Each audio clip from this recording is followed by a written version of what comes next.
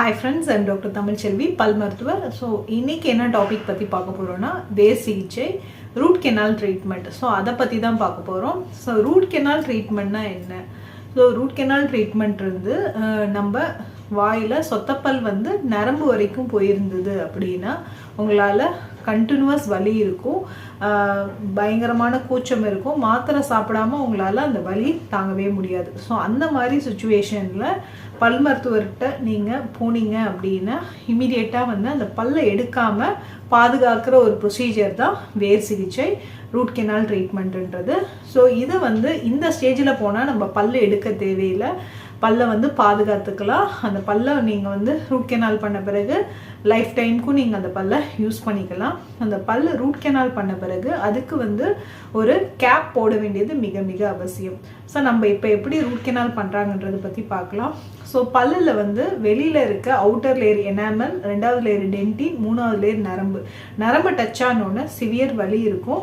So அந்த சொத்தையை clean பண்ணி எடுத்துட்டு நரம்புகள் இருக்கிற இடம் எங்கே இருக்கும்னா வேரில் தான் இருக்கும். ஸோ அந்த வேரில் வந்து நரம்புகள் ப்ளஸ் ரத்த நாளங்கள், பிளட் வெசல்ஸ் அண்ட் நர்வ்ஸ் இருக்கும். அதை ஃபுல்லாக க்ளீன் பண்ணி எடுத்தோன்னே அந்த கெனால் வந்து கொஞ்சம் ஷேப்லெஸ்ஸாக இருக்கும். அதை ஷேப் பண்ணி க்ளீன் பண்ணிவிட்டு இரிகேஷன் பண்ணிவிட்டு ஸோ அதில் வந்து ஒரு பயோகம்பேட்டபிள் மெட்டீரியல், ஸோ வாயில் அந்த நரம்புகள் இருக்கிற இடத்துல ஒரு கட்டப்பர்ச்சா அப்படின்ற ஒரு பயோகம்பேட்டபிள் மெட்டீரியலை வச்சு சீல் பண்ணிடுவாங்க.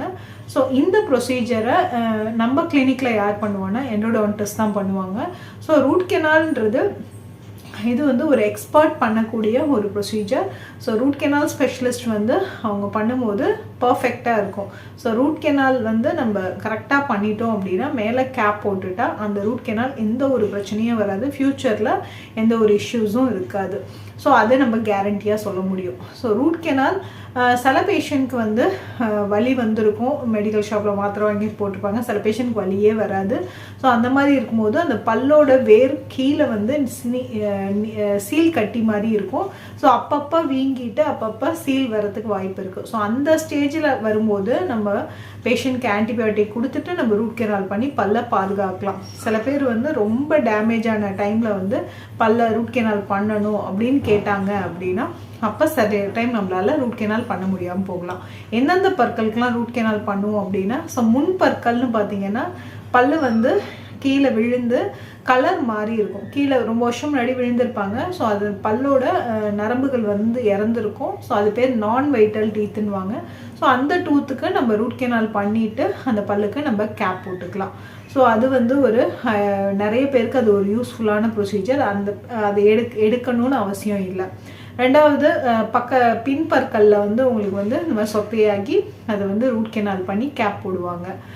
மெயினாக சாப்பிட்றதுக்கு யூஸ் ஆகிற பற்கள் 1626ன்னுவாங்க. அப்படின்னா முதல் குவாட்ரண்ட், நம்மளோட முதல் குவாட்ரண்ட்டில் 6வது பல் 7வது பல் மெயினாக சாப்பிட்றதுக்கு யூஸ் ஆகிற பல், அது வந்து சொத்தையாகும். அதே மாதிரி கடைசி கடவா பல்லும் சொத்தையாகும். ஸோ அந்த இடத்துல நம்மளோட ப்ரஷ் ஒழுங்காக ரீச் ஆகலைன்னா உங்களுக்கு சொத்தையாகும்.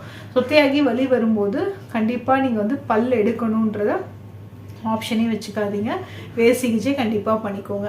வேர் சிகிச்சை பண்ணும்போது வலியெல்லாம் இருக்காது, அனஸ்தீஷியா கொடுத்து தான் பண்ணுவாங்க. சில பேருக்கு வந்து 4லேருந்து 5 பல்லு கூட வேர் சிகிச்சை இருக்கும்.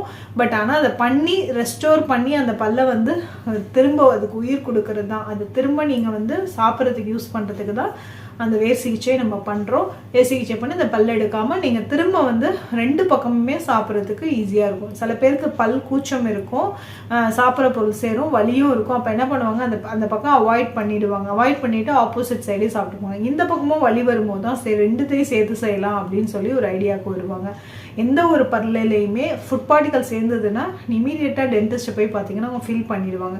சப்போஸ் அந்த ஃபில்லிங் நிற்கலைன்ற பட்சத்தில் நம்ம ரூட் கெனால் பண்ணிவிட்டு கேப் போட்டுக்கிறது அட்வைசபிள்.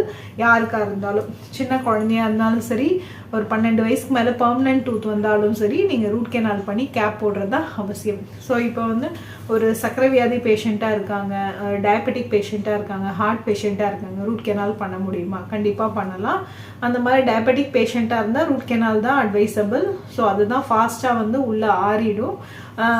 டயபெட்டிக் பேஷண்ட்டாக இருந்தாலும் நம்ம பண்ணலாம்.